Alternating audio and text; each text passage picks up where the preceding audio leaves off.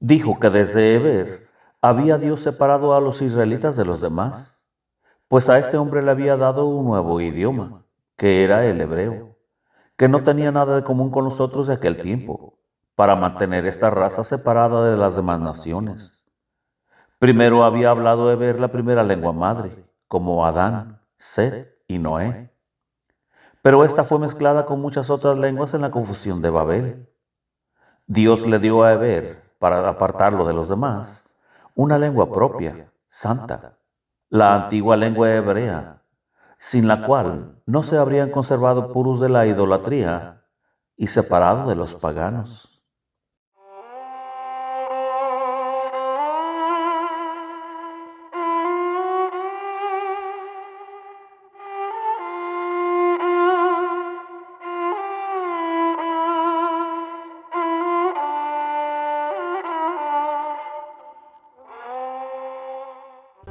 Ana Catalina Emery, Visiones y Revelaciones Completas, cuarta parte.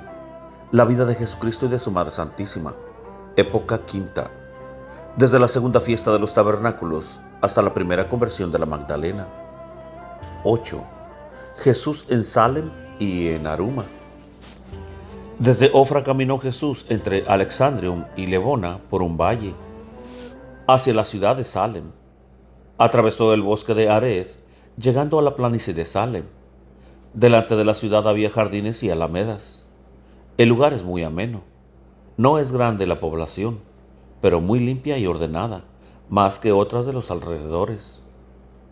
Está edificada en forma de estrella, de modo que sus calles van a parar al centro, donde hay un pozo de agua. Se ven algunas ruinas. El pozo es para ellos sagrado, pues estuvo algún tiempo contaminado como el de Jericó. Eliseo lo sanó, como al de Jericó, echando sal y agua que había estado en contacto con el misterio del santuario. Ahora se ve una hermosa techumbre edificada sobre el pozo.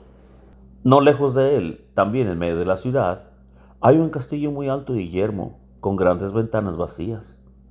Junto a él hay una torre redonda muy gruesa, en cuyo techo plano hay una bandera al viento.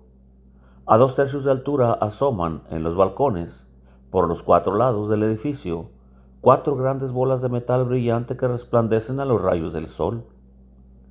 Cuelgan desde los tiempos de David, porque éste había estado aquí con Micol, y cuando tuvo que huir a la comarca de Gilead, su amigo Jonatás le hacía señales diversas con estas bolas luminosas colgándolas, ya de un lado, ya de otro, ya de una manera, ya de otra, según se habían entendido de antemano para escapar a la persecución de Saúl. Jesús fue recibido muy bien. La gente que encontraba junto a los montones de la cosecha lo acompañó hasta la ciudad, y de allí salieron otros para recibirlo. Lo llevaron a él, a sus discípulos, a una casa donde les lavaron los pies, les acomodaron las suelas y les dieron vestidos, mientras sacudían y espolvoreaban los suyos. A menudo tales vestidos se regalaban a ciertos viajeros. Con todo, Jesús nunca los retuvo para sí. Generalmente llevaba a algún discípulo otro vestido de repuesto para Jesús. Luego le llevaron junto a su hermoso pozo, donde le sirvieron alimento. Allí y en las calles adyacentes había muchísimos enfermos de todas clases. Jesús iba pasando de un enfermo a otro, y así estuvo ocupado hasta las 4 de la tarde, en que tomó parte en una comida en el albergue y después enseñó en la sinagoga. Se presentó la oportunidad de hablar sobre Melquisedec y Malaquías, que estuvo algún tiempo en este lugar, y que profetizó sobre el sacrificio según el orden de Melquisedec. Jesús dijo que el tiempo había llegado, y que aquellos profetas se hubieran considerado dichosos de ver y de oír lo que ellos ahora veían y oían. Los habitantes eran de mediana condición, es decir, ni ricos ni pobres, en general bien intencionados, y se querían unos a otros. También los maestros de la sinagoga eran bien intencionados, pero llegaban a menudo fariseos de otros lados que molestaban a los maestros y a la comunidad. La ciudad tenía ciertos derechos sobre distritos de los alrededores y sobre algunas poblaciones que le pertenecían. Jesús estaba a gusto aquí y animaba a la gente en sus buenas disposiciones. Al día siguiente se dirigió Jesús hacia el sureste de Salem, a un rincón donde hay un brazo de río que se echa en el Jordán, desde Acravis y el Jordán mismo. Había un lugar de recreo y de baños. En esta comarca empinada había 3 estanques para peces, uno sobre otro, que recibían el agua de ese arroyo, y había baños que podían volverse calientes a voluntad. Mucha gente suele venir a estos lugares. Desde aquí se ve a Ainón recostada sobre el Jordán, y del otro lado se veían gentes que andaban.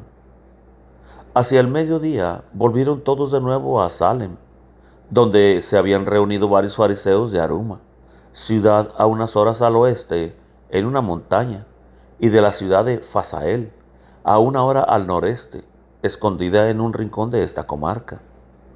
Aquí vivía el piadoso Jairo, cuya hija Jesús había resucitado hacía poco tiempo. Entre los fariseos estaba un hermano del fariseo Simón, el leproso de Betania, que era uno de los principales de Aruma. Había también saduceos. Estaban como huéspedes, pues era costumbre que después de la fiesta de los tabernáculos se invitasen a los maestros unos a otros. Se hizo una gran comida en una sala abierta, y Jesús asistió a ella en medio de los maestros y escribas. Temían estos que Jesús enseñase el sábado en la sinagoga, porque el pueblo no los veía bien a ellos, y temían ser reprendidos. Por eso el hermano de Simón invitó a Jesús a ir a Aruma, y Jesús aceptó la invitación.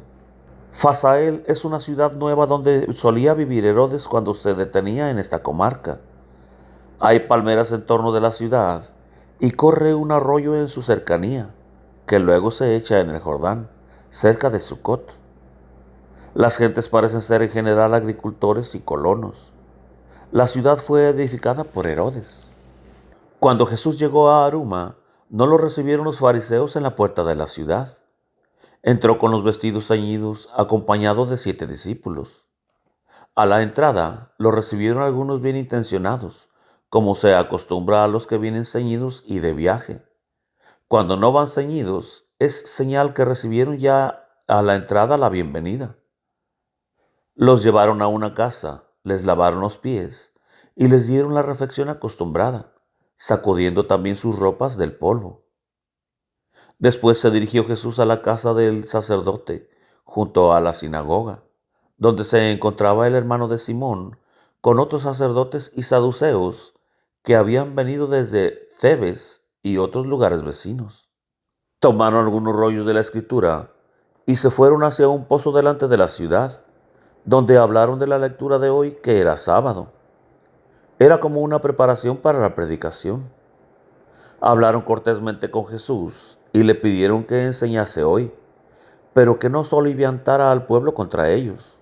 No dijeron esto de palabra, pero se lo dieron a entender.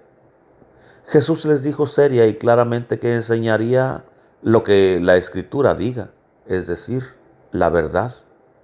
Y habló de los lobos con piel de oveja. En la sinagoga habló Jesús de la vocación de Abraham, de su viaje a Egipto, del idioma hebreo, de Noé, de Eber, de Paleg y de Job. La escritura era de Moisés. 1, capítulo 12. Y del profeta Isaías.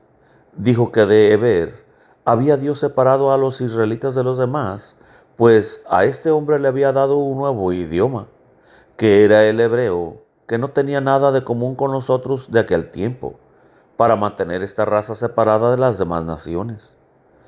Primero había hablado Eber la primera lengua madre, como Adán, Set y Noé.